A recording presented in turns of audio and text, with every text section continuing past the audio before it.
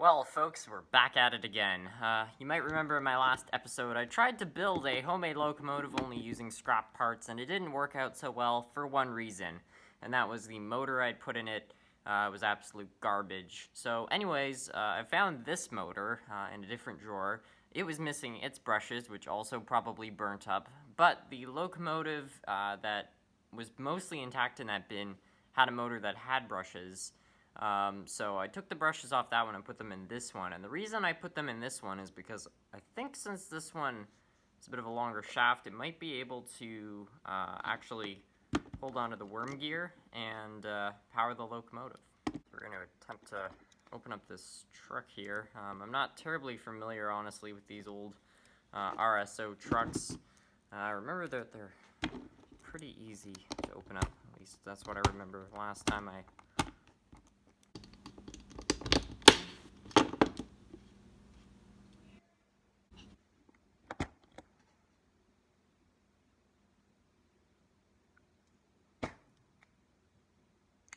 That did not take much effort.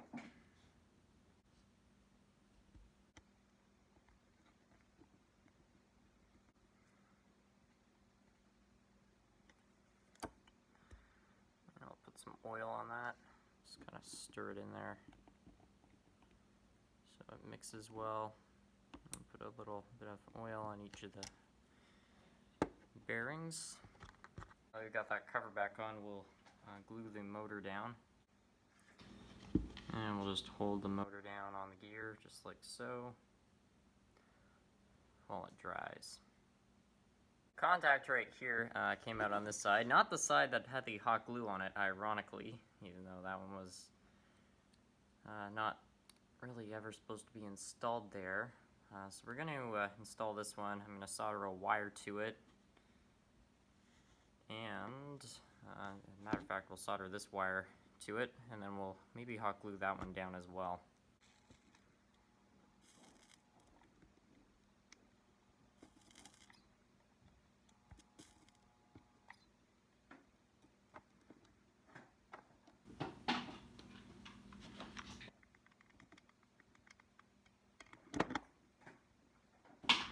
And we'll strip this wire.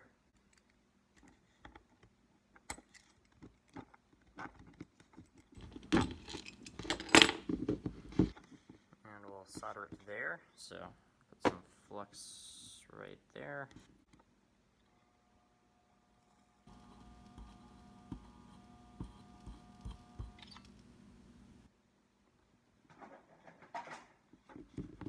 And we've got all that wired up. So now we can put the wheels back in.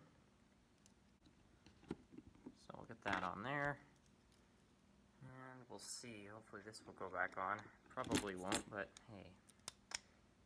Yeah, so it did. Where's that battery at?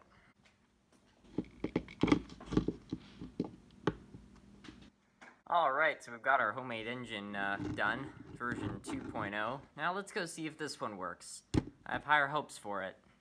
Okay, folks, here's the moment of truth. I'll put her on the track there. Try giving her some power. Oh, I saw something.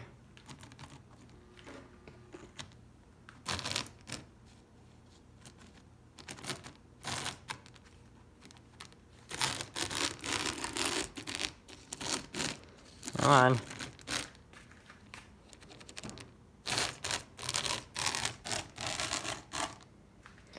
Well, that kind of works. It's very rough, but I think unfortunately that traction tire is causing problems. Well, it's now a bit later, and as you can see, this thing is running quite a bit better than it was before.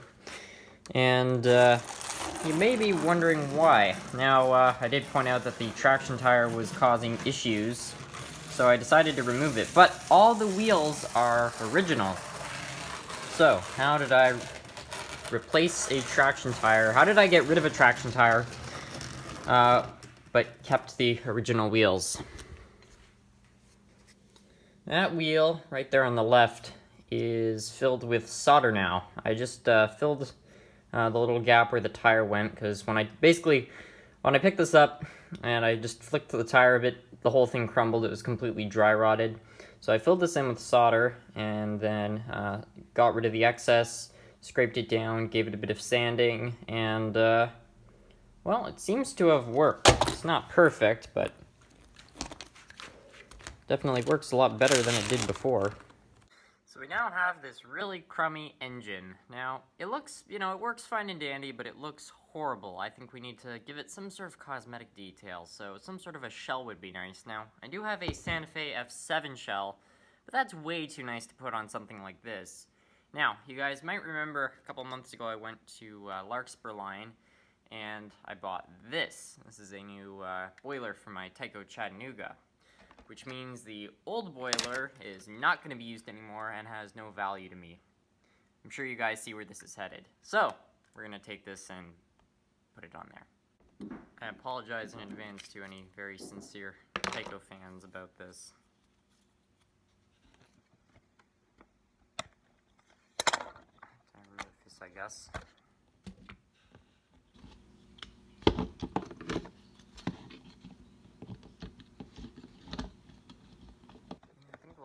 Something kind of like this, Put the shell of the burnt-out motor in here, so now we can just put some hot glue on all the sides and attach it.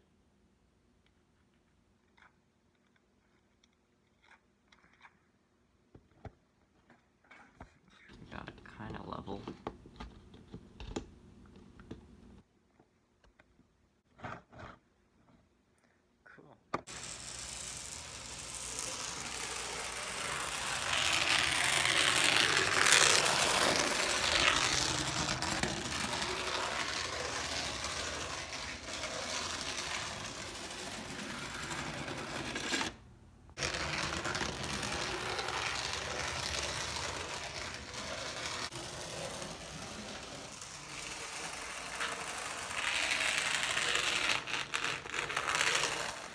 And there you have it. Apparently, my locomotive graveyard has enough parts to build probably the world's most ugly locomotive, but it runs. Thanks for watching, everyone.